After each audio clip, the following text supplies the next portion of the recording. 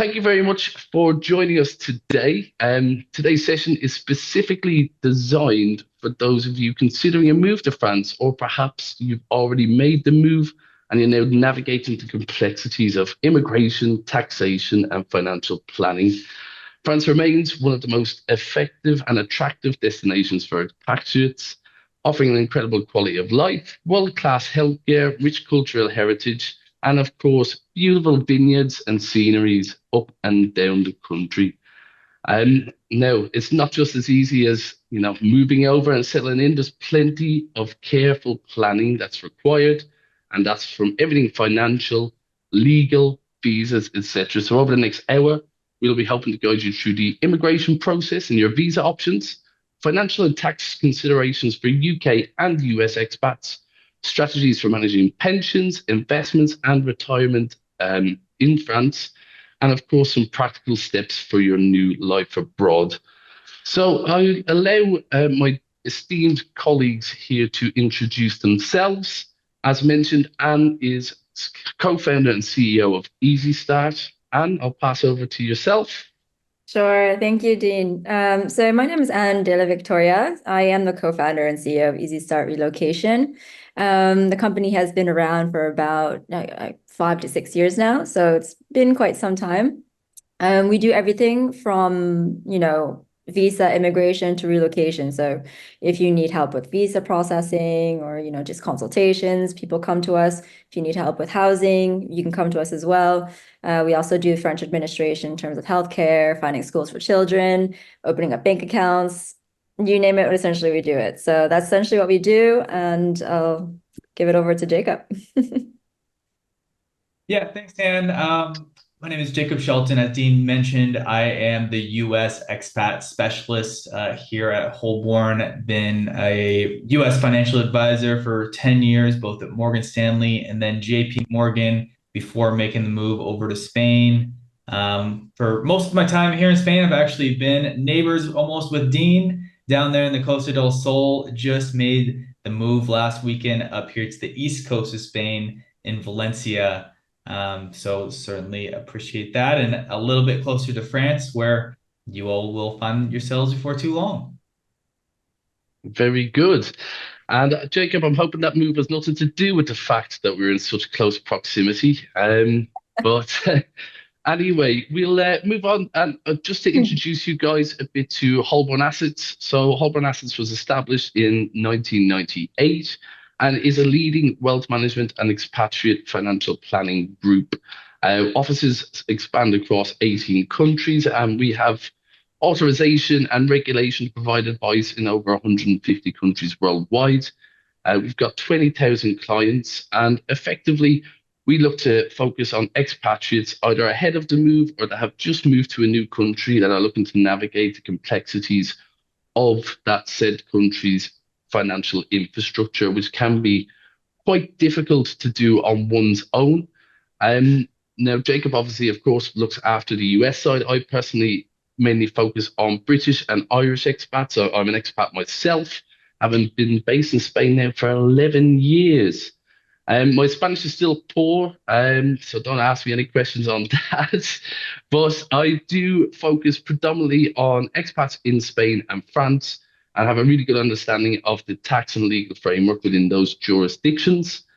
And, I guess first things first, why would you choose to move to France from your country that you're planning to leave? There's multiple benefits here. I assure you, I am on no commission from the French government, but listing off these different reasons for moving. But as I'm sure you will all know, having either visited before, done your due diligence prior, there's a beautiful lifestyle and culture there, absolutely fantastic locations, healthcare and education are absolutely top class. If you're sort of moving a bit earlier in life, there is work and business opportunities aplenty. And of course, you've got accessibility across Europe and the rest of the world as well.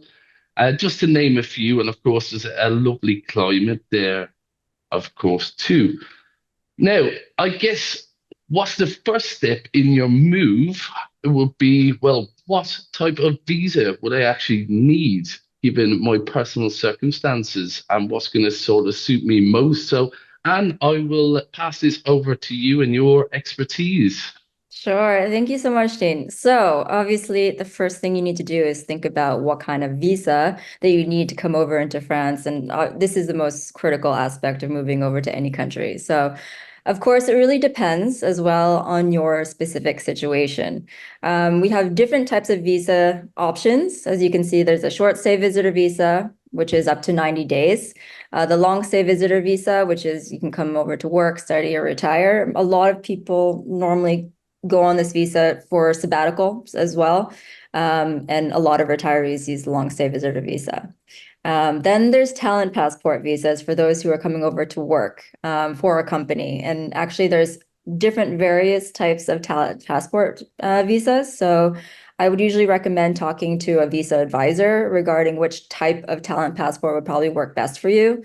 For example, there could be if you're working for a company and you make more than 56,000 euro per year, then you would go on EU Blue Card. And actually, an EU Blue Card is an amazing visa to have just because you're actually able to transfer over into other countries as well, easier if you get transferred to, for example, into Spain or into Germany. It's actually a really great passport to have, sorry, visa to have.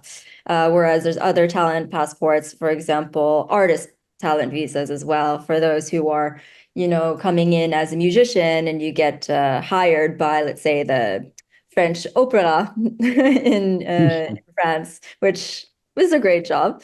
Then you would be hired by, this type of, you would go on this type of visa. Then there's talent types of visas if you're authors, etc. So again, it's better to speak with an advisor to kind of figure out which one works for you in your situation. Otherwise, if you apply for the wrong one, then you might have a rejection, and that's not a good thing. Then Course. there's those who are on self-employment. So for those who are on self-employment, there's also kind of an entrepreneur visa. Various types. You have, création d'entreprise, which is one that's like an investment of around 30K. Usually these ones tend to go into those who are interested in creating more of like a tangible place of business. So if you're trying to create, for example, a shop for smoothies, for example, you would do a création d'entreprise because you need to invest at least 30,000 into your business. However, if you're more of like a freelancer, or we say digital nomad now, right? Then we would go into what we call an entrepreneur profession liberal visa. And this varies on different aspects. So it could either be, photography, you could be a writer, you could be an English teacher, for example. There's many different things that you could do on this professional liberal visa. But again, in terms of options, it's better to speak with someone to be able to make sure that you're going in the right direction and also to know what kind of documents that you need. Because this is very crucial in terms of relocating to France is the visa aspect. If you don't go on the right visa, of course, sometimes you're able to switch over statuses while you're in France. But sometimes if you go on the wrong visa, they say, oh no, you actually have to go back to your home country and reapply for something else that you actually needed to begin with. So it's better to to speak with someone about that. Regarding research time, normally give or take is around 1 to 2 months. Again, it's better to work with someone to make sure that you're going in the right direction. And the entire process would usually take around 2 or 3 months in total, I would say. Very good. So I guess the key there is to do your research early and make sure you're getting the right visa rather than the wrong one, which could send you home packing. Well, it's kind of like the financial, planning as well, right? So go Absolutely. in the right direction. Um, and so after you choose which type of visa that you want to go into, obviously you need to prepare for the move. So there's obviously the administrative aspects of going into a country. So gathering all the necessary documents, passport, birth certificates, proof of, savings and pensions, whichever you have. Things should be translated into French professionally, an official translator, and also making sure that you have the necessary funds to be able to support yourself depending on which visa that you're going into.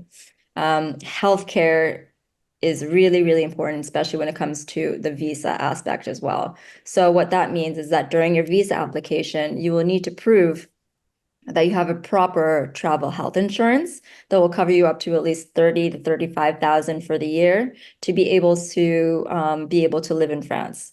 They do this because it takes some time to set yourself up in the healthcare system, and actually everyone is technically allowed to be set up in the healthcare system at least after 3 months. If you're an entrepreneur, you can do it essentially right away, and there's a process of creating your business, and you can be set up that way. But for the most part, you have to wait 3 months after, and it can take up to, let's say, 3 months, 3 months to 6 months, for example, to obtain this specific social security number, which is really important for your healthcare. But sometimes we've had a client actually that came to us. He said, "Oh, I haven't received my healthcare documents in six years." So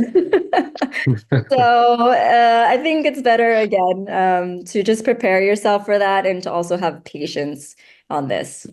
Also, in terms of the retirees, of course, make sure that you have your S1 document, which is necessary to be able to apply for the healthcare in France. In terms of, packing logistics, if you're moving furniture over into France, it's obviously good to speak with a relocation moving company that's able to give you a good quote, because it does take some time. We've had clients who come over into France and their furniture is, getting moved within 3 months, but they're moving next month, for example. So it's better to plan yourself out in terms of your packing and logistics through everything. Normally, a lot of clients like to rent a place that's furnished and then move into their actual home when their furniture is there. That's usually a Okay. plan to go about doing that. And in terms of timeline, I would say like preparations around, again, like 3 to 6 months. But if you feel like you need more time to prepare everything without having to be really stressed out, I would suggest maybe preparing even beforehand. Preparation is absolutely key. Yes. Um, Fantastic. And in terms of finding kind of accommodation and housing in France. Yes. So finding housing in France, we at Easy Start, we do both basically. We are not a real estate company, just so you know. We want to just put that out there.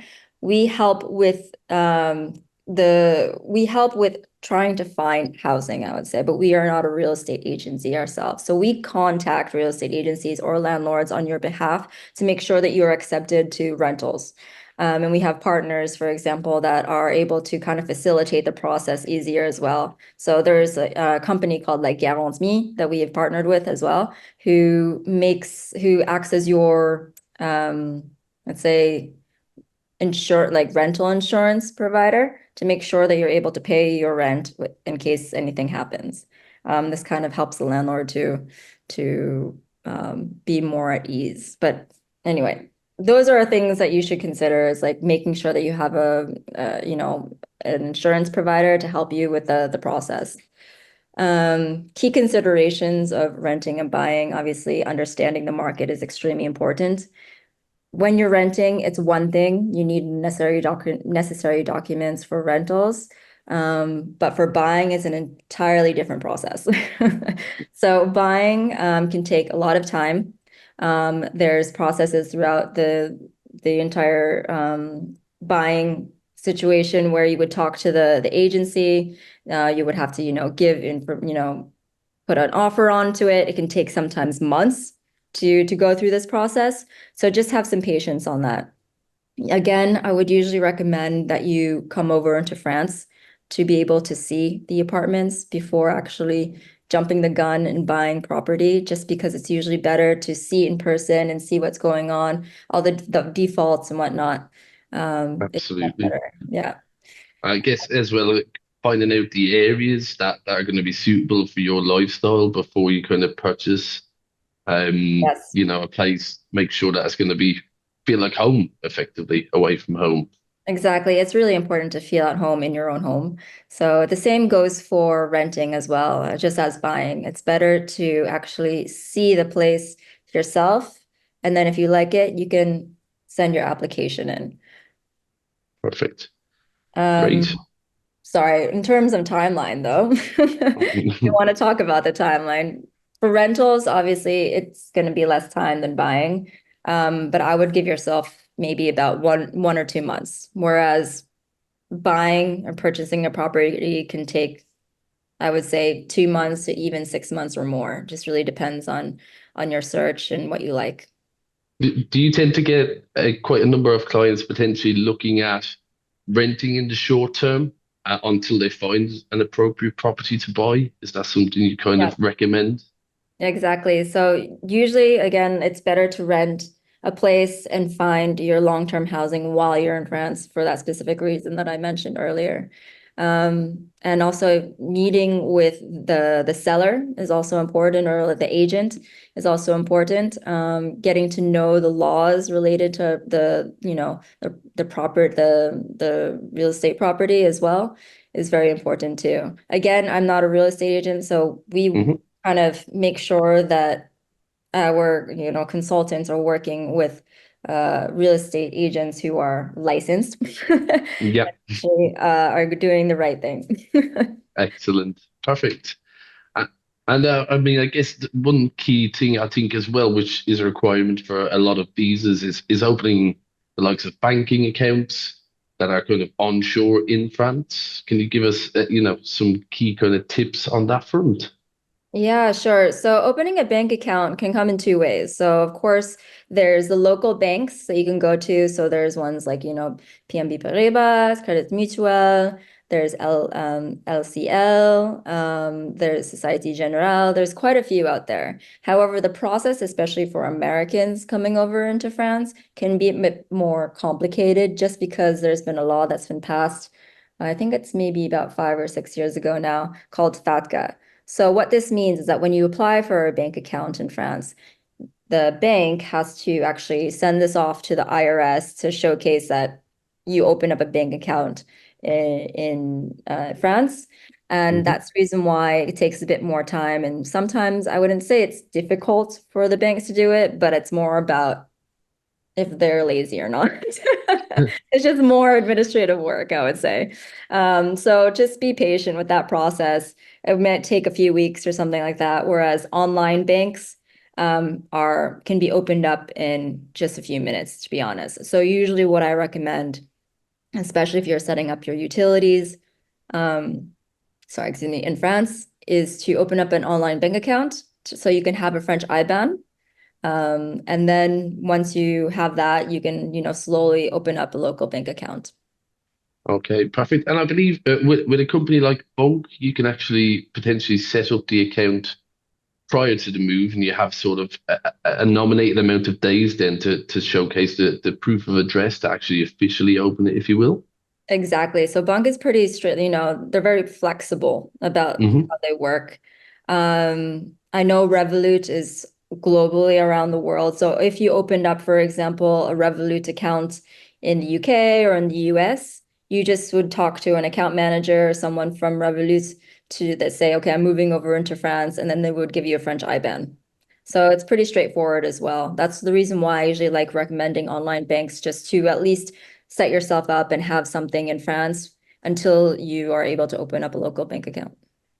Excellent, excellent. And I guess a lot of people that move to France really like to sort of ingrain themselves in the actual culture there, like learning the language, really, integrating with sort of the locals in the given areas. What kind of key tips could you give around that and adjusting kind of to life in France? I mean, I think the most important thing about moving over to any country is trying to immerse yourself in the culture as much as possible. So even if, for example, you have level B2 or C1 French, it's still good to know what's going on in your local community, get, involved in, for example, just go to a cafe, speak to someone next to you. I know in Paris, there's like the stigma between like not talking to strangers. But I promise you, French people are very nice. Once you starting to get to know them, they say it's okay. They're a bit, uh, they're a bit more shy at first, but once you actually become friends with the French, then they're your friends for the rest of your life, basically. And I felt this as well. So it's really good to get yourself out there. And of course, there's always so many expat communities that you can also sign up with on Facebook, for example, on like meetups. You'd be able to integrate yourself quite easily as long as you put that effort in. Excellent. Great. And I mean, in terms of, challenges you see sort of clients of your guys face and overcoming them, what's the kind of typical things, typical stumbling blocks, shall we say, to getting over to France seamlessly? Yeah, I mean, I think we covered the most major aspects of, Hmm. challenges in relocation. So obviously the visa and knowing what kind of visa, knowing what kind of documents you actually need to provide. The thing that, kind of differentiates us from other visa and immigration companies, I would say, is that we provide a list of documents that are, more than what the government asks for. And what I usually tell my clients is that the more that you give to the government, the better, and all in paper, just because it kind of proves to them that you're motivated to come over into France and that you're ready. So those are, some people give the bare minimum and they say, okay, well, we would like to have a little bit more, like in terms of maybe adding a motivational letter, for example, as to why you want to come to France. Those are the small little things that change a lot. And this is where visa delays kind of comes into play. And obviously finding housing. Obviously everyone has very different budgets and stuff like that. So if you have a lower budget, of course, it's going to be maybe a bit harder to find a rental or a property, but at the same time, you will find it. There are always options out there that you can, find housing. If you need a rental, maybe not in a big city within your budget, maybe you might have to go just outside and there will be something for you. And obviously bureaucratic hurdles is always a thing too, especially if you don't know the language. I think that's the Hmm. biggest aspect of relocating into France is not knowing how to go about doing something, but on top of that, you have to do it in different language. So Absolutely. I think those are the main challenges that you would probably face as an expat or immigrant coming over into France. Perfect. And obviously, solutions work with a relocation expert, such as yourself, just to ease that burden, ensure that you've been through it many, many times with multiple clients, so you know the tricks of the trade, I I've done guess it you could myself, say. so I know. Yeah. I mean, this is the Oh, reason why Easy Start started, actually. I was working in actually different fields, so marketing, communications, and advertising before. So I kind of went into this during COVID, uh, yeah. where I started helping people as volunteering to move over to France and help them find housing, etc. And then it just kind of became a thing. So here we are. Very good. I've Very been in good. a situation before. I'm actually from the US.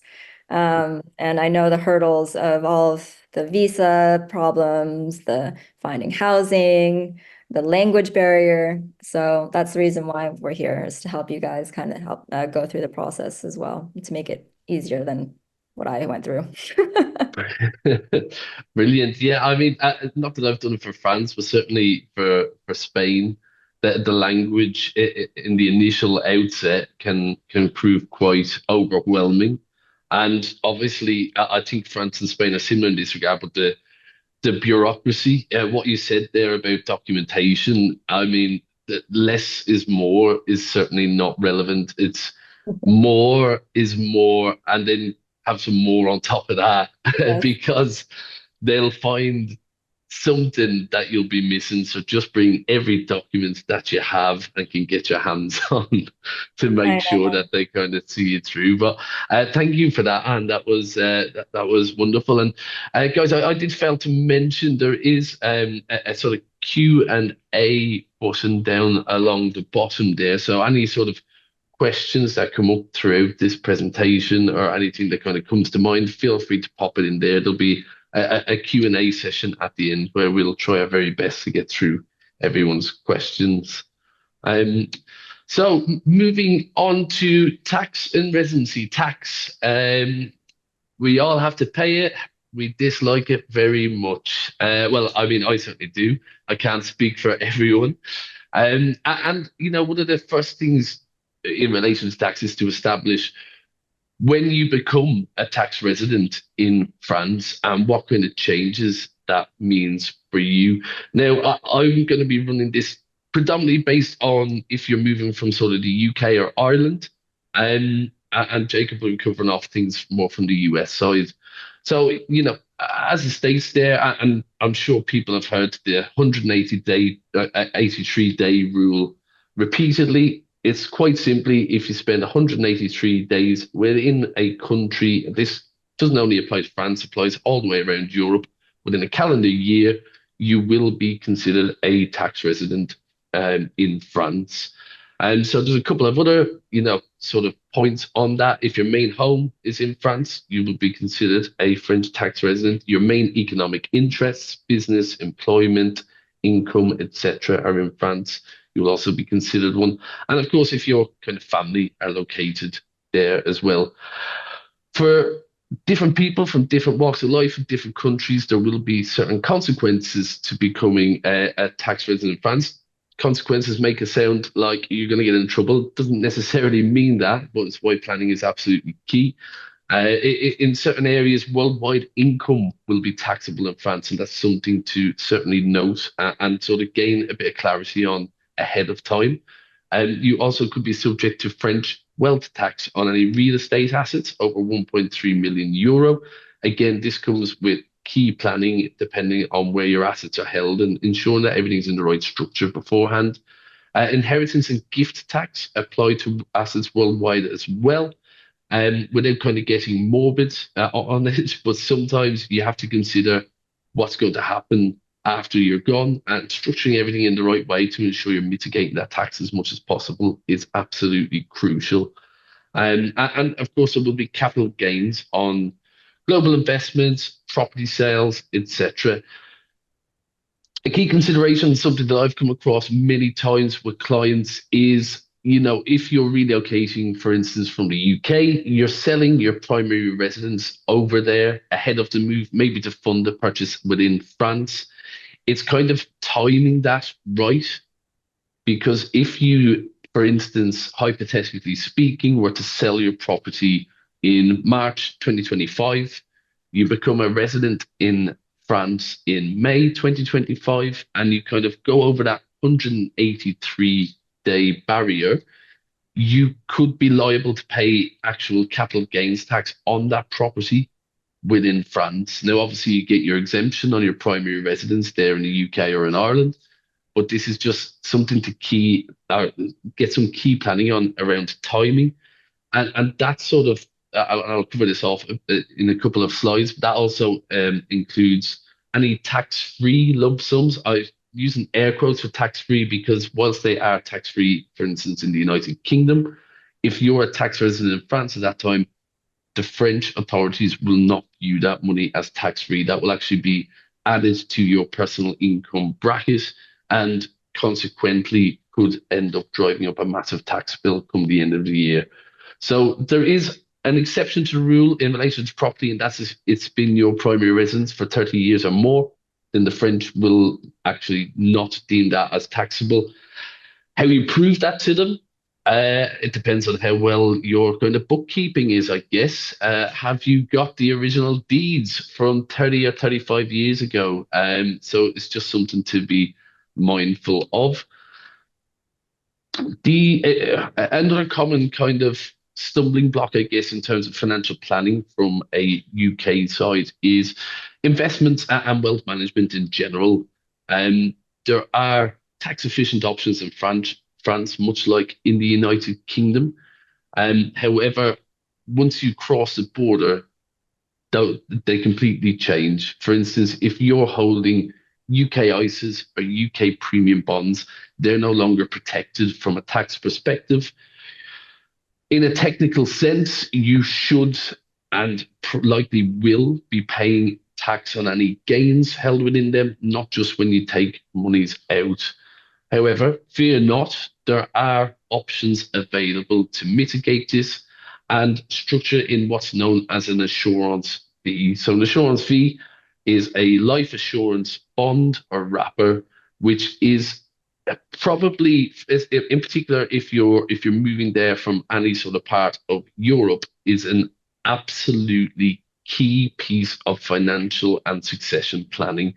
Multiple reasons as to why, but to name a few, it effectively functions like an ISA, meaning that you get tax efficient investment growth. You don't need to report it necessarily. You just have to report the value each year, of which each company will actually send you out documents for that.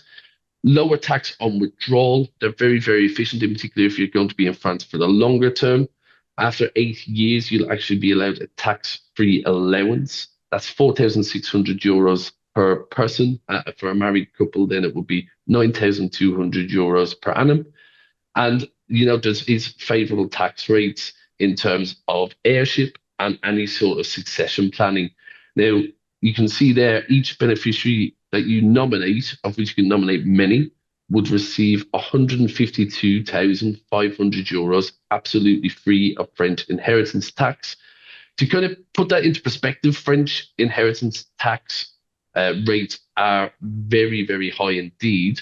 So if you're holding significant assets in terms of cash, etc., this structure is absolutely key to your planning. Now, in terms of, again, currency, you can opt to set these sort of structures up in pounds, euros, even US dollars. If you're going to be in France for the long term, I personally am not a big fan of playing the currency game. I think I'd rather just, if I'm going to live in France, I'm going to spend predominantly in euros. Then you can set something up in euros and therefore eliminate any of that currency risk as well. And there's a multitude of options in relation to these assurance fees, which sort of range from low risk to high risk. Again, it's not a one size fits all approach. And I'd encourage anyone that wants to kind of delve into this more to sort of book a meeting and we can have a sort of more tailored conversation around that. This is just really sort of some key bullet points, if you will.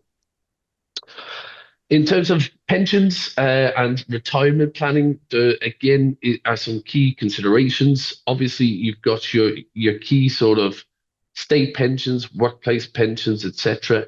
They will be taxed under general income tax rules once you become a resident there in France.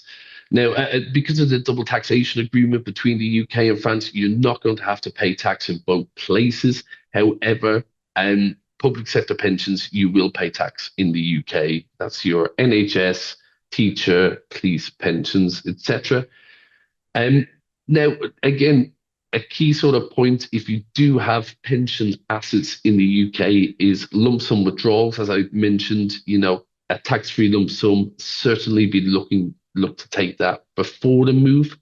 However, dependent on what kind of pension you have, you may actually qualify to cash the whole pension in France at a significantly reduced rate of tax. Now, that is, again, varies pension to pension, and that would be something to kind of discuss with an advisor as to whether or not that is, a viable option for you. If that was the case, you could actually tax that in at a much lower rate and perhaps set something up like an assurance fee, which you're going to actually benefit from more down the line in terms of taxation, better growth, and of course from sort of tax-free withdrawals as well. There's obviously a lot in terms of pension options on your workplace or private pensions. For those of you in the UK, I'm sure keeping abreast of any new policies brought in by Labour government and Rachel Reeves effectively has done away with the option to look at a cure ops, which was really a key sort of factor in terms of planning any legacy and planning for beneficiaries from a pension perspective. However, there are other options available on this that you can look at in sterling, pounds, euro, or sterling, euros, US dollars, in the way of an international SIP. What that effectively means is the pension will stay within the UK, but however, you can be internationally mobile and still benefit from ongoing advice.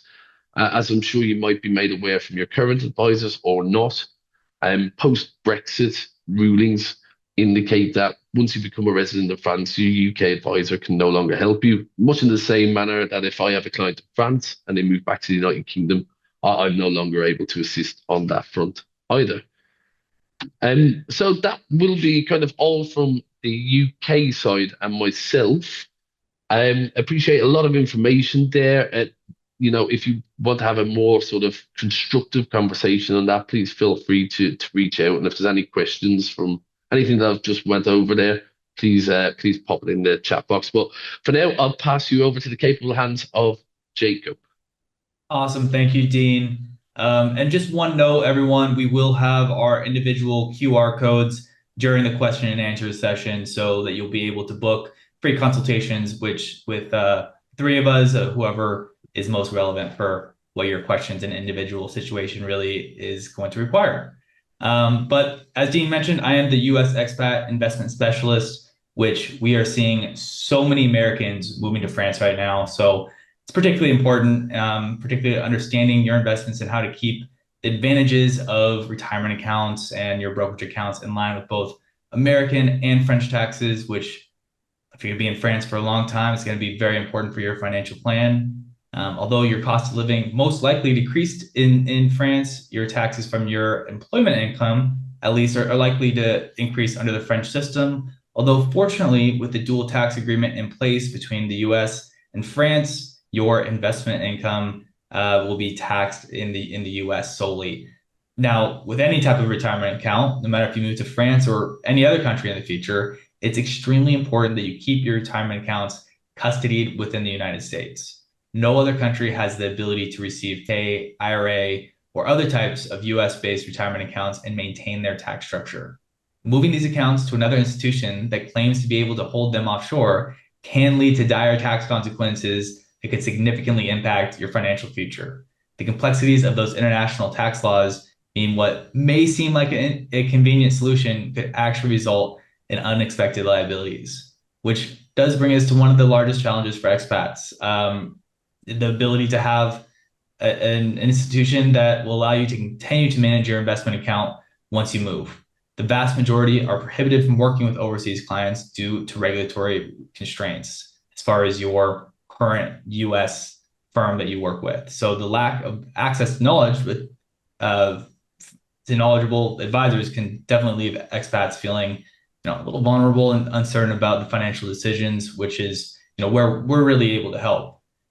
One thing that I do see US citizens and expats doing quite a bit is, and it might be tempting to use a US address to maintain relationships with US financial institutions. However, this approach carries some significant risks. If discovered, it could be seen as fraud, potentially resulting in the forced liquidation of your assets, which obviously a devastating outcome tax-wise. So always be transparent about your residency status with your financial institutions to avoid any complications that could arise from misrepresentations. I'm actually working with a couple right now who has accounts at my old firm, Morgan Stanley, and their accounts, once they moved abroad to France, in fact, Morgan Stanley found out about this about a year later through the taxes, and all of a sudden they froze the account. And so they have 60 days from the time that the letter was issued to open up new accounts and move their assets over with a compliant jurisdiction. And so, we're kind of rushing to get these assets transferred over. We are having, again, a huge influx of Americans right now moving abroad. And so particularly since November, so we're really a little backlog. So, at that 2-month time frame can be a little tricky, and we're trying to, really do this in place. So it's always better to plan ahead in advance. We're able to help you when you're already in the States before you make the move. So that's really going to be your best bet. Estate planning, certainly another layer of complexity for US expats. So US retirement accounts subject to US estate tax laws, but overall estate may be subject to France inheritance taxes. So careful planning, definitely important to avoid any type of double taxation. Ensure your beneficiaries can easily access the funds that you intend for them.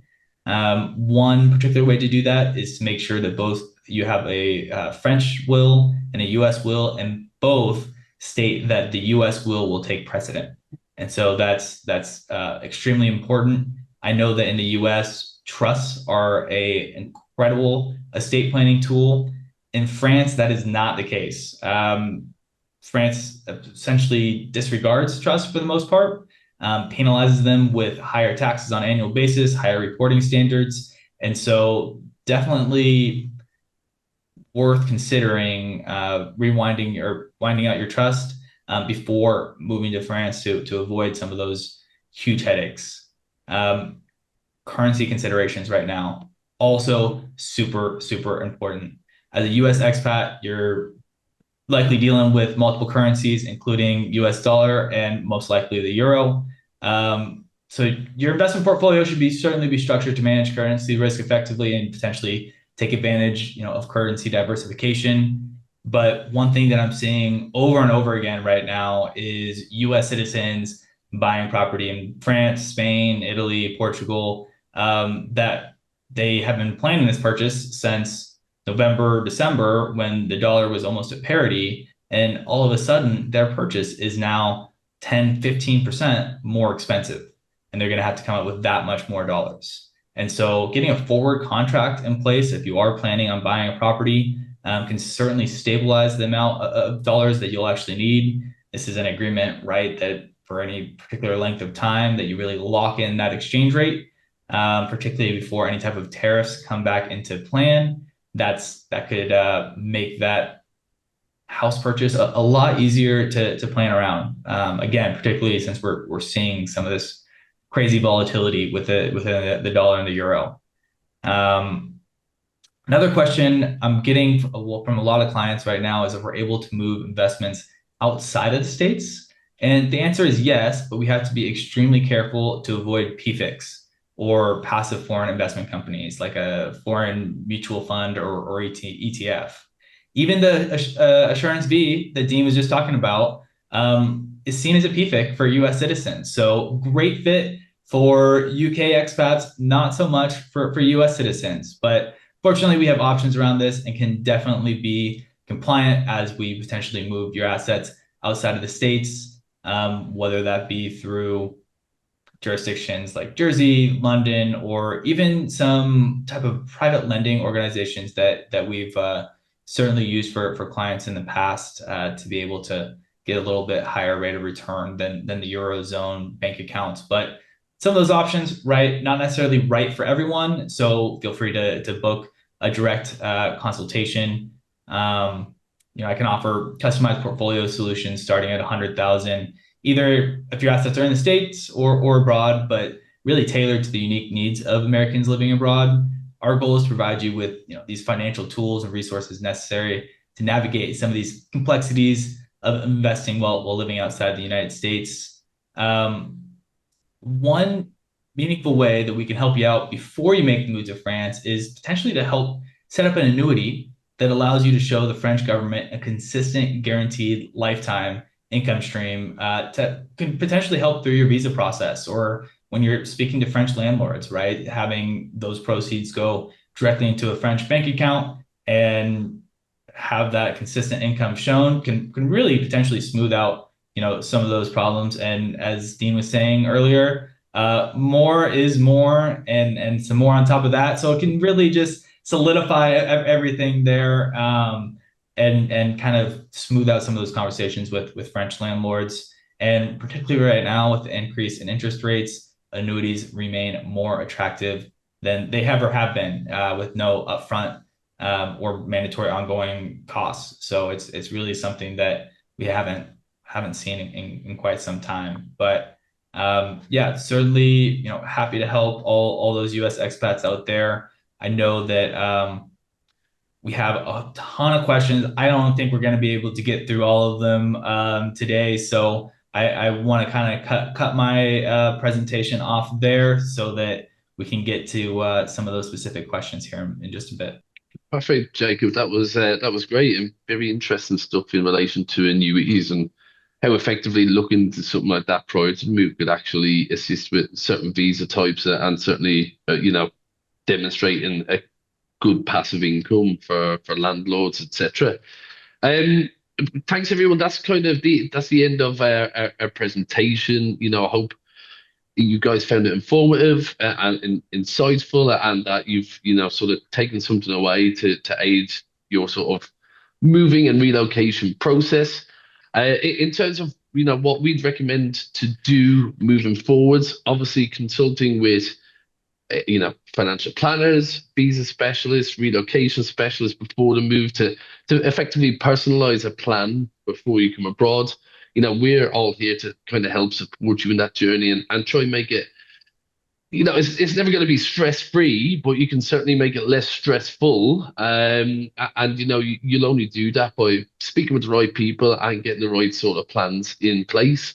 We'll move on to answer some questions. As Jacob mentioned, there are QR codes which sort of give you a direct link to both Jacob's and my own diary. So, if you want to have a free kind of chat that's a bit more personalized and tailored to your specific requirements, and then that would be great. I mean, just to say a few of the questions that came in prior to the webinar are quite personal ones and sort of more difficult to maybe answer over a public forum. So I'd certainly encourage you to book a free sort of 15 to 30-minute chat to see, if we can help. And there's certainly, no cost and no obligation to those sort of initial consultations. A few questions came in sort of throughout the webinar, and I mean, one of them I think was aimed at myself. An anonymous attendee just mentioned that I said if you sell your primary residence in March and move in May, that you may be subject to capital gains tax in France, but my written slide said to sell before you move. Apologies, I should have maybe explained that a little bit clearer. Because the French tax year runs January to December, if you're selling your UK property in the first half of the year, you want to be making sure to be getting your feet on the ground in France, maybe in the latter part of the year. So that 183-day stay extends into the following year, therefore meaning that house sale will be deemed by the French authorities to have been in last year's tax year, and that will eliminate any potential capital gains burden for you. Jacob, one for you in terms of your assets. This is from Tadero. He said, the way I'm understanding you is that all my US or Mexican-based assets and trusts would have to be changed. Potentially, so depending on where those US assets are being held, which institution, right? They might not necessarily allow for a French address, in which case that you would have to move to a different firm that would allow that. And again, that's really what we're here for. I believe most Mexican investment firms you are allowed to continue with through a move to France. But as far as trusts, yes, if you're thinking that France is going to be a long-term move and you're going to be a tax resident in France for the long term, trusts are probably worth winding down. Okay, brilliant.